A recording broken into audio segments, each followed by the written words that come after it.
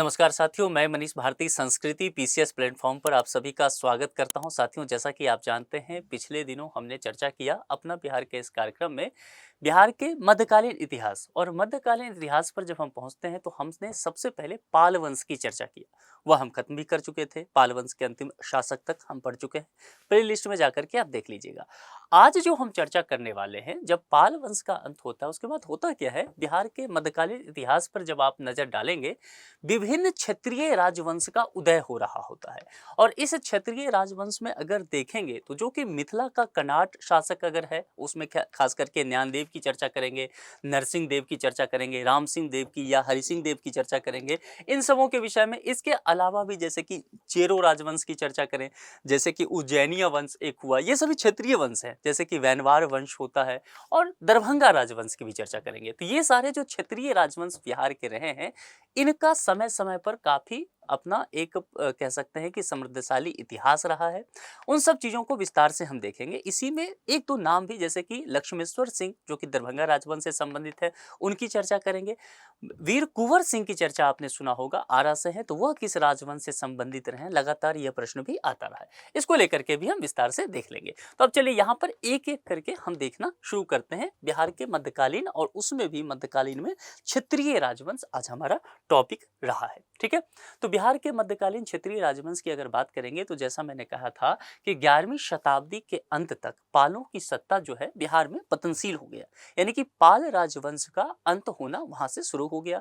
जब पाल के शासक जो थे वह कमजोर हुए, अंत होने लगा, तुर्कों को यह सही समय लगा कि अब जो है बिहार पर आक्रमण किया जा सकता है। तो तुर्कों ने सैनिक अभियान करके वहां पर बिहार पर अपना आक्रमण करना शुरू कर दिया। ये वह दौर था जब इस क्षेत्र में अगर आप देखेंगे, मगध वाले क्षेत्र में, मिथिला वाले क्षेत्र में, यहाँ पर राजनीतिक अस्थिरता का दौर बना रहा। और इसी राजनीतिक अस्थिरता के दौर में कई क्षेत्रीय राजवंश आए और गए, कार्यकाल भी छोटा सा ही रहा। इन सब चीजों को देखेंगे। सबसे पहले जो हम चर्चा करेंगे, जैसा मैंने आपसे पहले भी कहा कि कर्नाट राजवंश की चर्चा करेंगे। यहाँ ध्यान दीजिएगा, ये कर्नाटक नहीं है, ठीक है, कर्नाट है। तो कर्नाट शासक जो है वह मिथिला के क्षेत्र में आए।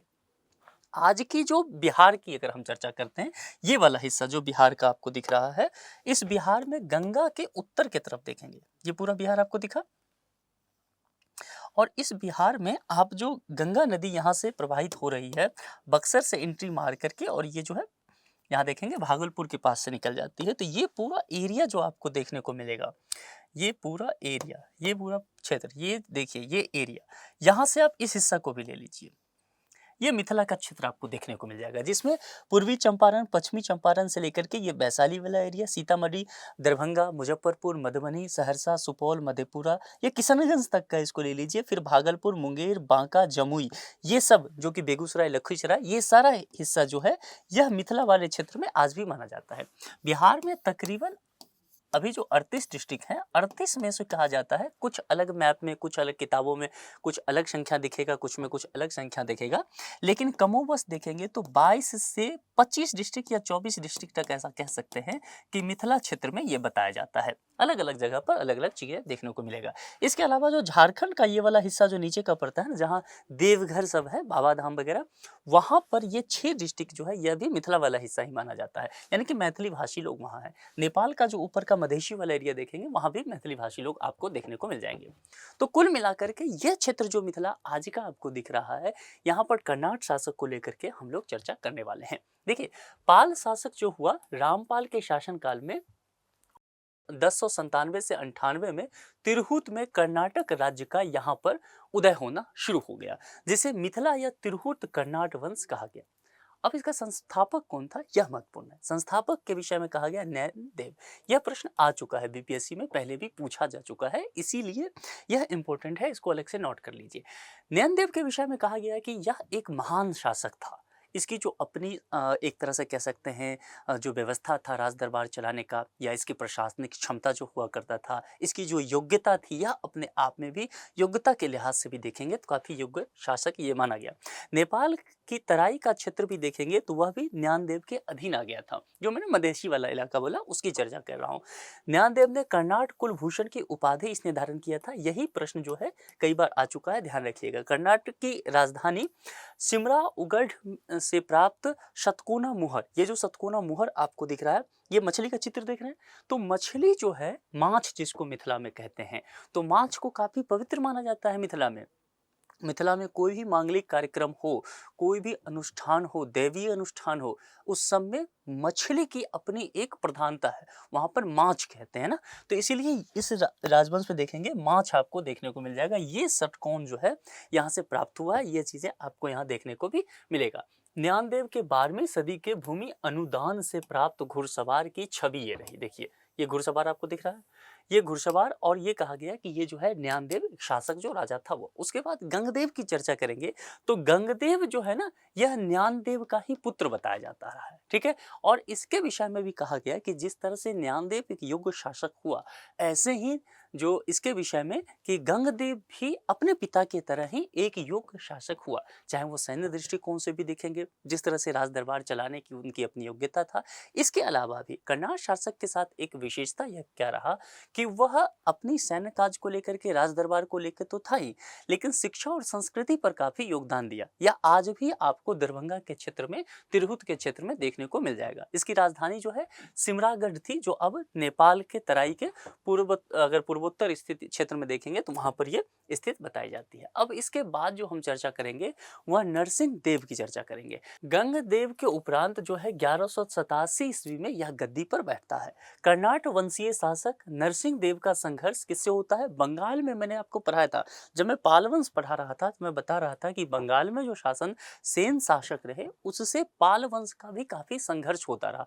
तो यहाँ पर भी ये भी देखने को मिलेगा आपको कि नरसिंह देव का संघर्ष जो है बंगाल के सेन शासकों के साथ लगातार वैसा ही होता रहा, कर्नाट राजवंश के साथ, जो कि पाल वंश के साथ भी होता रहा। इसी कारण जो है नरसिंह देव द्वारा तुर्कों के साथ सहयोग यहाँ पर किया गया। जब बख्तियार खिलजी के अभियान बिहार के क्षेत्र में हुए तो नरसिंह देव जो है उसे कुछ भेंट भी देता है, भेंट राशि देकर के संतुष्ट करने की कोशिश करता है, ताकि वहां पर वह जाकर के बहुत क्षति वगैरह ना करे। अब यहाँ पर देखेंगे उस समय नरसिंह देव का अधिकार देखेंगे तो तिरहुत और दरभंगा क्षेत्रों पर फैला हुआ था। तिरहुत वाला इलाका यूं तो पूरा मिथिला वाला एक क्षेत्र माना जाता है, लेकिन आज के दृष्टिकोण से जो मुजफ्फरपुर, सीतामढ़ी, वैशाली वाला एरिया है और थोड़ा सा दरभंगा वाला भी, और मिथिला का पूरा हिस्सा अगर देख लेंगे जो दरभंगा कमिश्नरी पड़ता है तो उसमें दरभंगा भी आ जाएगा, आपको मधुबनी भी आ जाएगा, समस्तीपुर भी आ जाएगा, सहरसा, सुपौल वगैरह को भी उसमें आप रख सकते हैं। पहले दरभंगा कमिश्नर में बेगूसराय भी हुआ करता था, लेकिन बेगूसराय फिर उससे लखीसराय ये सब निकल गया है। तो ये सब ध्यान देना है। नरसिंह देव के शासन काल के दौरान बनाया गया तिरहुत लिपि में 12वीं शताब्दी का पत्थर शिलाभिलेख जो है यह प्राप्त हुआ। ध्यान दीजिएगा, बिहार में 3 भाषा या बोली को लेकर के चर्चा करते हैं। एक भाषा है जिसको मैथिली कहते हैं, और 2 बोली, एक मगही और एक भोजपुरी। ये मामला क्लियर है? अब एक बात समझ लीजिए, मतलब मैथिली के विषय में ये कहा जाता है कि उसके पास अपनी लिपि है, और लिपि क्या है? तिरहुतिया। तो या तिरहुत भी उसको बोलते हैं, मिथिला में तिरहुतिया बोलते हैं। तो ये देखिए तिरहुतिया लिपि जो है यह पत्थर पर लिखा गया है, और मैथिली भाषा इस तिरहुत लिपि में आपको इस शिलालेख पर देखने को मिल भी जाएगा। ये नरसिंह देव के समय ही प्राप्त हुआ। नरसिंह देव के बाद जो हम चर्चा करेंगे वह राम सिंह देव की चर्चा करेंगे। देखिए राम सिंह के शासन काल में तुर्क सेनापति जो कि तुगन की हम चर्चा करते हैं, तो तुगन ने तिरहुत में अपना सैन्य अभियान चलाया। लेकिन एक बात ध्यान देने की बात है, राम सिंह देव के समय पर जो ये तुगन ने अपना सैन्य अभियान चलाया था तिरहुत में, वह सैन्य अभियान असफल साबित हुआ, ठीक है। और इस अभियान की चर्चा भी किया गया है। यहाँ पर जो उस समय के समकालीन तिब्बती यात्री हुए धर्मास्वामिन, इन्होंने ये चर्चा किया है। धर्मास्वामिन की बात करेंगे, तिब्बती यात्री धर्मास्वामिन 1234 ईस्वी में तिरहुत आते हैं, यानी कि मिथिला ये आते हैं, कर्नाट राजवंश की चर्चा करते हैं। तुर्क सेनापति तुगरिक तुगन के तिरहुत में आक्रमण की चर्चा विदेशी यात्री अगर देखें तो मुल्ला तकिया ने भी अपने रचना में इसका जिक्र किया है। इसके बाद हम चर्चा करेंगे हरसिंह देव का। हरसिंह देव जो है कर्नाटक वंश का अंतिम प्रमुख शासक है। एक शब्द पर ध्यान दीजिएगा, मैंने क्या बोला है? अंतिम प्रमुख शासक, यानी कि अंतिम शासक नहीं है। लेकिन जैसे मैंने कहा योग्य शासक की हम लगातार बात कर रहे हैं, एक बेहतर शासन व्यवस्था देने की बात कर रहे हैं, जिनका कालखंड थोड़ा-सा बेहतर रहा हो। वर्ष 1295 से 1325 ईस्वी तक शासन किया। इसके बाद जो शासक हुए, छोटे-छोटे कार्यकाल उनके हुए। तो इस बात पर ध्यान देना है। हरसिंह देव जो है एक महान सुधारक भी कहा गया। एक राजा तो था ही, लेकिन मैंने लगातार क्या कहा हूँ, कर्नाटक राजवंश के साथ जितने भी शासक हुए तो अपने शासकीय दृष्टिकोण से वो बेहतर थे, लेकिन इसके अलावा उनमें हमेशा एक चीज देखा गया कि वे शिक्षा पर हो गया, संस्कृति पर हो गया, समाज सुधार पर, इन सब चीजों पर लगातार जोर देते रहे। और हरि सिंह देव के साथ एक फैक्ट और जुड़ा हुआ है जो आपसे परीक्षा में पूछा जा सकता है, परीक्षा के दृष्टिकोण से उपयोगी है, कि उस समय मिथिला क्षेत्र में पंजी प्रबंध का विकास ये होता है। पंजी प्रबंध को लेकर के मिथिला क्षेत्र के मैथिल ब्राह्मणों और मैथिल कायस्थों के बीच बनाए गए वंशावली रिकॉर्ड, यहाँ से इस चीज को नोट कर लीजिए, ये एग्जाम में पूछा जाता है। यह वंशावली रिकॉर्ड जो है हिंदू वंशावली रजिस्टरों के समान है। पंजी प्रबंध वंशावली को लिखित रूप से संरक्षित करने की एक क्या है, पारंपरिक पद्धति है ना। हरि सिंह तुर्क सेना पर आक्रमण नहीं किया, वह नेपाल की तराई में उसके बाद चला गया, यानी कि कोशिश कर रहा था कि संघर्ष जो है उसे किसी तरह से टाला जा सके। गयासुद्दीन तुगलक की अगर बात करेंगे तो गयासुद्दीन तुगलक ने, यहाँ पर देखेंगे तो 1324 से 25 ईस्वी में बिहार और बंगाल दोनों ही जगह पर, आपने ये पढ़ा है इतिहास में, है ना, भारत का इतिहास पढ़ते हुए, उसमें आपने देखा होगा कि बिहार और बंगाल दोनों पर अपना अधिकार जमा लेता है। 1324-25 ईस्वी में तुगलक द्वारा हरि सिंह देव से सिमरावगढ़ पर जो है वह कब्जा कर लेता है। इसका चित्रण भी आपको इनमें देखने को मिल जाएगा, क्योंकि यहाँ पर देखिए सिमरावगढ़ जो है वह कर्नाट राजवंश का राजधानी रहा है, ये मैंने आपको पहले ही बताया था।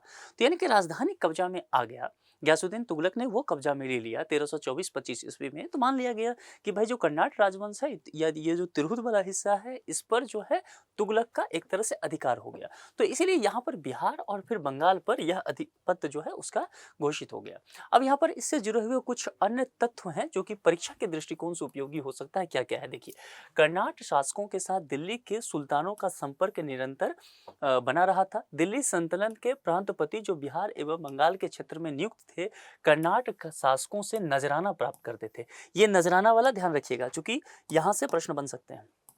ये नजराना, इस क्षेत्र की विजय अंततः गयासुद्दीन तुगलक के बंगाल, एक हटा दीजिए, गयासुद्दीन तुगलक के बंगाल अभियान जो कि 1324-25 के क्रम में हुई। ये सारी चीजें मैं बता चुका हूँ, एक बार आपको रिवाइज करा देता हूँ, क्योंकि फैक्ट आते हैं। बिहार का तुगलक संतलन में फिर विलय होता है, क्योंकि ये गयासुद्दीन तुगलक क्या करता है, बिहार और बंगाल दोनों पर अपना आधिपत्य करता है, तो बिहार का उसमें विलय हो जाता है और बिहार शरीफ में प्रांतीय राजधानी की अपनी स्थापना कर देता है।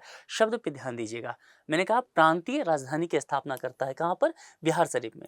1378 ईस्वी तक कर्नाट या कर्नाट वंश जो है पूर्णतः इसका फिर अंत घोषित कर दिया जाता है। मिथिला या तिरहुत में कुछ समय के लिए कर्नाट वंश के स्थान पर ओइनवार या नारा, दोनों ही वंश की चर्चा करते हैं, दोनों शब्द बोले जाते हैं, इसका राज्य स्थापित होता है।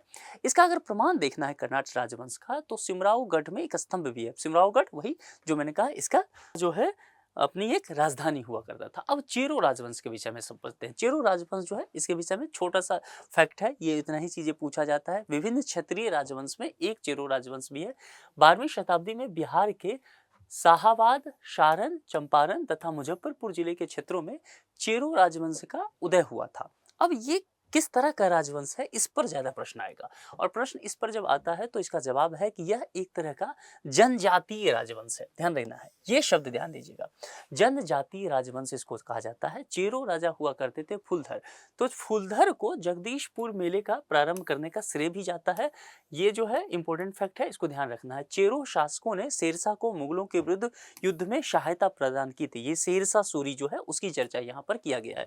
तो चेरो राजवंश के विषय में इतना ही 2-4 फैक्ट आपसे पूछे जाएंगे, इसको ध्यान रखिएगा। अब चेरो के बाद हम चर्चा करते हैं उज्जैनिया वंश का। देखिए उज्जैनिया वंश, जैसे मैंने क्या कहा, चेरो राजवंश जो है एक जनजातीय रहा वहां का शासक, लेकिन जब यही उज्जैनिया के लेकर के चर्चा करेंगे तो यह राजपूतों का वंश रहा है। ठीक है, थोड़ा लंबा भी चला है, इसको लेकर के देख लेते हैं क्या की बातें यहाँ पर की गई है। मुख्य रूप से बिहार और पूर्वांचल में, पूर्वांचल कहने का क्या तात्पर्य है, जो बक्सर वाला एरिया है ना, जो उत्तर प्रदेश से सटा हुआ जो बलिया गोरखपुर वाला हिस्सा है, उस हिस्सा में देखेंगे तो आप इसको समझ पाएंगे। और मालवा के परमार वंश की एक शाखा इसे कहा जाता है। ये फैक्ट आपसे पूछा जा सकता है, इसको ध्यान रखना है। ऐतिहासिक रूप से मध्यकालीन युग के दौरान उज्जैनी वंश ने भोजपुरी क्षेत्र के कुछ हिस्सों पर शासन किया। जो मैंने पूर्वांचल वाला बोला था, बक्सर वाला एरिया, वह ध्यान रखिएगा। उज्जैनी वंश के संस्थापक की बात करें तो संतन सिंह, जिसका मूल नाम देवराज हुआ करता था। और क्षेत्र देखेंगे तो क्षेत्र भोजपुर का उज्जैनी, डुमरावला, जगदीशपुर या बक्सर का क्षेत्र, ये सब आपको देखने को मिल जाएगा। संतन सिंह के विषय में कहा जाता है कि उज्जैनी वंश में एक शक्तिशाली शासक के रूप में यह काम किया और कई महत्वपूर्ण इसके द्वारा कार्य किए गए।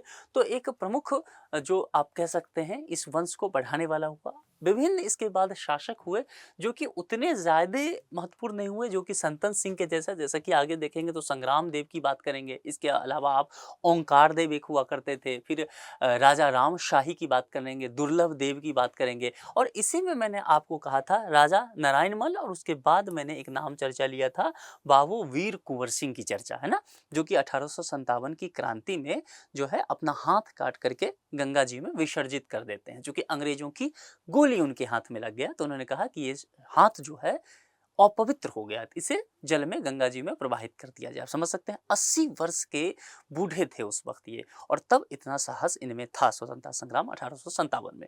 तो बाबू वीर कुंवर सिंह के विषय में ये पूछा जाता है, और जब भी पूछा जाए तो ध्यान रखिएगा ये उज्जैनिया वंश से संबंधित है। और दूसरी बात, बिहार और पूर्वांचल वाला जो हिस्सा है वहाँ इनका राजवंश एक तरह से फैला रहा, राजपूतों का वंश रहा। और आरा में इनके विषय में आपने पढ़ा भी होगा।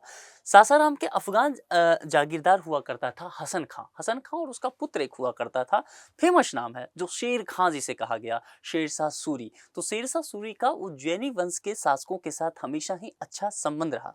कुंवर सिंह को लेकर के चर्चा करेंगे, जिन्हें बाबू कुंवर सिंह के नाम से भी जाना जाता रहा। बिहार के भोजपुर क्षेत्र, भोजपुर बोले तो इसी को हम लोग क्या बोलते हैं, आरा। तो आपको आरा के जगह कई जगह भोजपुर क्षेत्र लिखा दिखेगा तो घबराना नहीं है ना, वही कहा गया है। 1857 के भारतीय विद्रोह के प्रमुख आयोजक के रूप में देखा गया। मूल रूप से जगदीशपुर स्टेट के ये शासक हुआ करते थे। ठीक है, अब इससे आगे हम चलते हैं तो वैनवार वंश की चर्चा करते हैं। देखिए 14वीं सदी में तिरहुत मिथिला पर मुसलमानों के अधिकार के उपरांत इस क्षेत्र में वैनवार वंश की स्थापना हुई। वैनवार वंश के शासनकाल में अनेक प्रसिद्ध शासक हुए, जिनमें महाराजा शिव सिंह का नाम विशेष रूप से उल्लेखनीय है। ये ध्यान रखिएगा, इससे फैक्ट काफी पूछा जाता है, 3-4 फैक्ट रहेगा, लेकिन यही 3-4 फैक्ट जो है प्रश्न बन जाता है। शिव सिंह के राज दरबार में मैथिल कवि विद्यापति ने अनेक काव्य की रचना किया, जिसमें से आपने पढ़ा होगा कीर्तिलता और कीर्ति पताका। ये मोस्ट इंपॉर्टेंट है, यहाँ पर इस दोनों को नोट कीजिए, कीर्तिलता और कीर्ति पताका। लगातार ये पूछा गया है कि जो आदि कवि इन्हें कहा गया विद्यापति, मैथिली में काफ़ी रचना इन्होंने किया है। और मैथिली के अलावा, मिथिला क्षेत्र के अलावा एक और जगह ये प्रसिद्ध है, वह बंगाल में है। तो इनकी रचना बंगाली भाषा में भी है, ठीक है, बंगला में भी है। तो ये पूछा जाएगा आपके किस राज दरबार में, तो शिव सिंह के राज दरबार में वैनवार वंश से संबंधित ये रहेंगे। तो ये ध्यान रखिएगा चूंकि यहाँ से प्रश्न आएंगे। उसके बाद हम दरभंगा राजवंश की चर्चा करेंगे। दरभंगा राजवंश की चर्चा जब करेंगे तो यहाँ पर बिहार प्रांत के मिथिला क्षेत्र को लेकर के हमने कहा, मिथिला क्षेत्र में काफी समृद्ध राजवंश ये रहता है। और तकरीबन अगर देखेंगे तो 8,380 किलोमीटर के दायरे में फैला हुआ था। और इसका मुख्यालय कहाँ रखा गया, दरभंगा शहर, जो कि आज का भी दरभंगा शहर है। महेश ठाकुर, ये नाम ध्यान रखिएगा, महेश ठाकुर द्वारा स्थापित वंश को दरभंगा राजवंश के नाम से जाना जाता है। मुगल सम्राट अकबर ने महेश ठाकुर के विद्वता से काफी प्रभावित हुए थे, और फिर प्रभावित होकर के उन्हें जो है एक राज्य दान में दे दिया, मिथिला दान में दे दिया। दरभंगा राजवंश में देखेंगे तो चंद्रेश्वर का काल जो है 14वीं सदी में फिर ये आगे चल करके माना जाता है। ये जो देख रहे हैं ये महाराजा लक्ष्मेश्वर सिंह का प्रतिमा है, जो कि कोलकाता में लगा हुआ है डलहौजी चौक पर। ठीक है, यानी कि दरभंगा का शब्द भी कहते हैं, दरभंगा मतलब द्वार ए बंग, बंगाल का दरवाजा, तो नजदीक है, इसीलिए मतलब है दरभंगा के, लेकिन ये प्रतिमा जो लगा हुआ है कोलकाता में डलहौजी चौक पर लगा हुआ है, इसको ध्यान रखना है। 14वीं शताब्दी के प्रारंभ में चंद्रेश्वर ने कुत्त रत्नाकर नामक ग्रंथ की संकलन किया था। इस ग्रंथ के अनुसार देखेंगे तो 13वीं और 14वीं सदी में मिथिला के लोग शिव तथा विष्णु हरि के उपासक इसमें बताए जाते हैं, यानी कि मिथिला को लेकर के यहाँ पर आपको चर्चा करना है, दरभंगा राजवंश को लेकर के। कुल मिलाकर के हमने आज के इस लेक्चर में देखा कि मध्यकालीन बिहार में जो पाल वंश के बाद, पाल वंश का जैसे ही पतन होता है उसके बाद विभिन्न क्षत्रिय वंश का उदय होता है, उन कुछ क्षत्रिय वंश की हमने चर्चा कर लिया है। और देखिए ये अपने आप में 4-5 क्षत्रिय वंश हैं, लेकिन ध्यान रखिएगा यहाँ से 1-2 प्रश्न आ ही जाता है, चाहे वो प्रीलिम्स की बात करें चाहे मेंस की बात करें, इंटरव्यू में भी भर भर के यहाँ से प्रश्न पूछे जाएंगे, क्योंकि आज भी कहीं ना कहीं देखेंगे ना तो इस वंश के जो कार्य हैं वह कहीं ना कहीं प्रासंगिक आपको दिखेगा। ठीक है, तो इसीलिए यहाँ से प्रश्न बनते भी हैं, तो बहुत अच्छे से तैयारी कर लीजिए। अगर कोई सवाल जवाब करना है, कुछ और पूछना है, तो कमेंट बॉक्स आपके लिए ओपन है, आप अपने बात जो है वहाँ लिख सकते हैं। आज के लेक्चर में इतना ही, अपना बहुत ख्याल रखिए, बेहद शुक्रिया, थैंक यू।